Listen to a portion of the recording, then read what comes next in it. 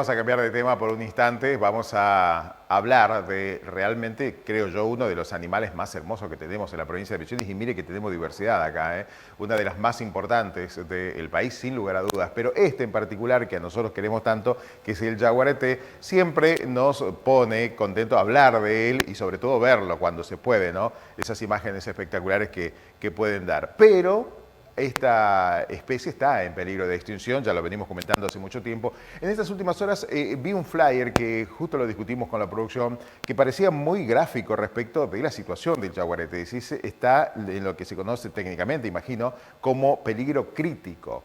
Y aprovechamos el contacto que tenemos con Nicolás Lodeiro, que es el responsable de la red Jaguarete en la Argentina, para decir, bueno, hablemos de esto porque por allí podíamos llevar más conciencia en esta tarea que tenemos todos como seres humanos de proteger a nuestra fauna. Nicolás, Omar Peralta lo saluda. ¿Qué tal? ¿Cómo está? Buenas tardes. Hola Omar, buen día, ¿cómo estás? Bien, bien, ¿cómo estás? Bueno, y decía a propósito de ese flyer que ustedes han distribuido, que el jaguarete está en peligro crítico, que es una etapa, ¿no es cierto?, si se quiere, hasta llegar, lamentablemente, al extremo que no queremos, que es el de la extinción. Contanos un poquitito la tarea que ustedes desarrollan y, bueno, y cómo llegan a esta conclusión, ¿no es cierto? Bien, este nombre de peligro crítico hace referencia a categorías que se han consensuado y Argentina toma esas categorías que se proponen a nivel internacional para, de alguna manera, poder analizar la situación de cada especie y de acuerdo a la categoría en la que se encuentra, se puedan tomar medidas para resguardarlas o para revertir la situación. La máxima categoría de peligro es, digamos, una especie puede pasar como una especie que no está en peligro, una especie que está vulnerable, una especie que está en peligro, que ya es una situación complicada, y una especie que está en peligro crítico. Ajá. Peligro crítico es la situación más grave, que quiere decir que de no revertirse aquellas causas que la están llevando a la extinción, por ejemplo la cacería, la pérdida de ambientes, etcétera, esa especie puede llegar a desaparecer en un futuro cercano. Depende en cada lugar el tiempo, pero se estima que como un estándar, digamos, que dentro de los 50 años puede desaparecer. Lo cierto es que para el jaguarete en la Argentina está en peligro crítico. A nivel mundial no, porque el jaguarete vive desde el sur de Estados Unidos hasta nuestro país, y entonces todavía hay lugares donde, por ejemplo, en el Amazonas o grandes extensiones boscosas, entonces a nivel internacional el jaguarete no está en peligro, ¿no? Claro, No es llega acá, todavía a esa categoría. en la Pero en Argentina. Argentina puntualmente sí, ¿por qué? Porque nos quedan menos de 250 ejemplares, se estima, que quedan en nuestro país, y además no están todos juntos. Hay 3 poblaciones distintas, una en la selva de Yungas, de Salta y Jujuy, que es la población más abundante. Sí. La otra, que es la población que está en mayor peligro todavía, digamos que está más allá del peligro crítico inclusive, que es la población de la región chaqueña argentina, Chaco, Formosa, Santiago del Estero y parte de Salta. Y después tenemos la población de la selva paranaense o selva atlántica interior, o como nos gusta más decir, la selva misionera, que básicamente se restringe a la selva que queda en la provincia de Misiones, casi exclusivamente dentro del corredor verde, y 2 o 3 porciones de selva pegada que están en Brasil y en Paraguay. Pero la población, digamos, en sí a nivel nacional está en peligro crítico. ¿Por qué? Porque todavía se encuentra en retracción, más allá de algunas situaciones puntuales, que ahora podemos charlar de lugares donde la población está o mejorando o está estabilizada, y entonces esas son las categorías que se utilizan para estos temas. Claro. Después de esa categoría de peligro crítico de extinción, viene la categoría de extinto en la naturaleza. Hay especies que están extintas en la naturaleza, pero todavía hay especímenes o individuos en zoológicos, por ejemplo. Ajá, sí, ¿no? sí, sí, sí. Y después están las especies que están extintas. En nuestro país hay varias especies que están extintas, como por ejemplo el zorro de las Malvinas. Es un zorro que fue extinguido, no existe más. Quedan algunos ejemplares que se colectaron hace muchos años en museos en Inglaterra, y después hay otras especies que, ¿cómo se llama?, que están extintas en la naturaleza y todavía hay ejemplares en cautiverio. Claro. Lo bueno es que gracias y merced a la tarea que desarrollan ustedes, nosotros podemos, que somos por otra parte los causales, los causantes, ¿no es cierto?, de esta situación, podemos tratar de colaborar para evitar eso que estábamos diciendo que es la extinción de la especie. Mencionabas la cacería. Aquí en la provincia de Misiones, ¿se sigue dando ese fenómeno también? No solamente decir la restricción por falta de territorio, sino la misma cacería como un elemento, digamos, que evita que la población crezca. Eh, digamos, hay tres factores más importantes y que están estrechamente relacionados, no están aislados, que son la cacería, que ahora vamos a ver, hay de diversos tipos o modalidades de cacería, porque se caza un yaguareté. Después tenemos la modificación de ambientes, es decir, cuando se pierden selvas, Claro. por ejemplo, para ganadería o para cultivos o para forestaciones, que no es lo mismo uno u otro. Y después la pérdida de presas. Ahí el yaguareté tiene predilección por ciertas presas, por ejemplo, el pecaril aviado o jabalí, como le llaman en muchos lugares localmente. Sí. Y, por ejemplo, en el Valle del Cuñapirú, donde están mostrando imágenes vos ahora, Sí. esa especie está extinguida, porque la cazaron tanto que la extinguieron localmente. Por ejemplo, en el Parque Esmeralda hay muchos, en el Parque Uruguay hay muchos, pero en otros lugares, en el Parque Península, por ejemplo, no hay tampoco, está extinguida. Entonces, al modificarse los ambientes, por ejemplo, para ganadería, que es la modificación más grave de todas, porque, digamos, reemplaza la selva por un potrero, Sí. el yaguareté pierde territorio, pierde presas, pierde comida, su comida natural, porque también los pecaríes, los tapires o boreví pierden su territorio, y entonces es más probable que, como esa foto que se ve ahí, esos potreros que avanzan sobre la selva, lo que genera es que cambia las presas naturales por vacas, por terneros. Claro. Es mucho más fácil para un yaguareté cazar un ternero que cazar pecaríes o tapires, que son especies que se defienden mucho más, son mucho más bravas. Entonces, en general, la cacería de yaguareté está fuertemente asociada, para nosotros hoy es la principal causa de mortalidad de yaguareté en el país, no solo en Misiones, en otras regiones también, cuando el yaguareté se alimenta de terneros y la represalia es matar al yaguareté. Después está también la cacería de esparcimiento, gente que va a cazar, por más que está prohibido, sabemos que esto pasa, y va a cazar, por ejemplo, acutí o algún otro animal por diversión, que Sí. bueno, esta es una realidad que existe, o para comerlo, y cuando se cruza un yaguareté lo matan. Esto pasa. Entonces, está asociado, todos los factores están asociados.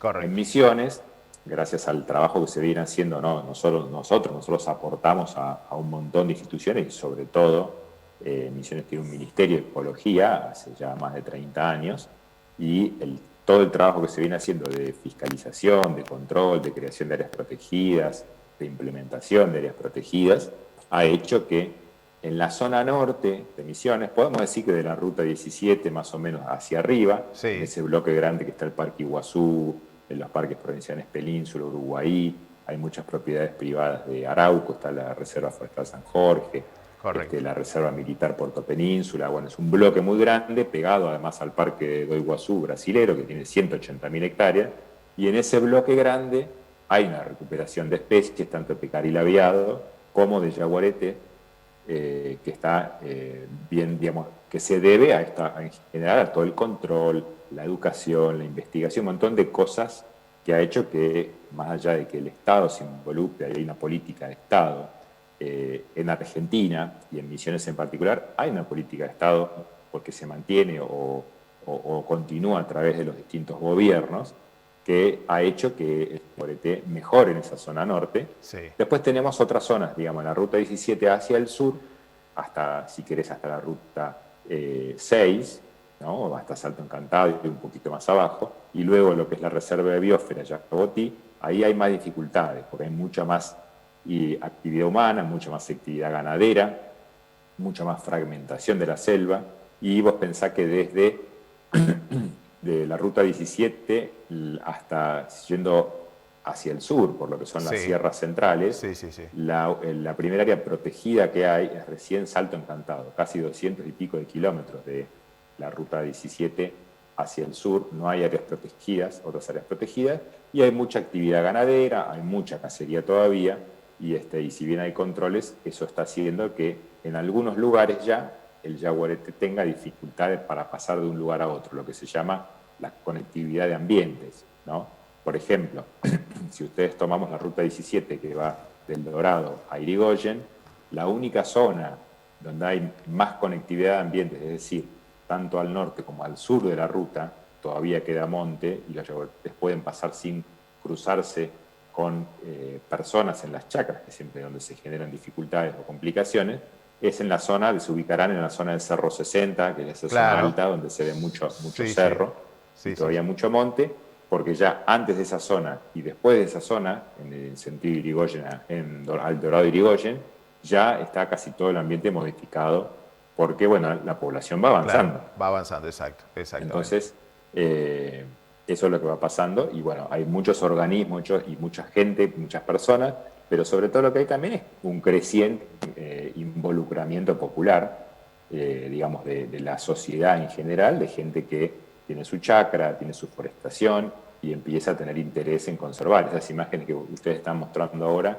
son campos ganaderos que están adecuados a la convivencia con yaguareté, están electrificados con paneles solares, entonces dan patadas, así pulso, no tiene corriente continua. Entonces cuando el yaguareté quiere entrar a comer las vacas, toca el alambrado y lo rechaza. Entonces hasta ahora ya vamos a cumplir 10 años trabajando en esa zona con muy buenos resultados. Todos esos yaguaretés que están viendo son todos yaguaretés registrados con cámaras automáticas en el Parque Salto Encantado y en los campos vecinos. Ven, ahí se ven los campos como están cubiertos y protegidos.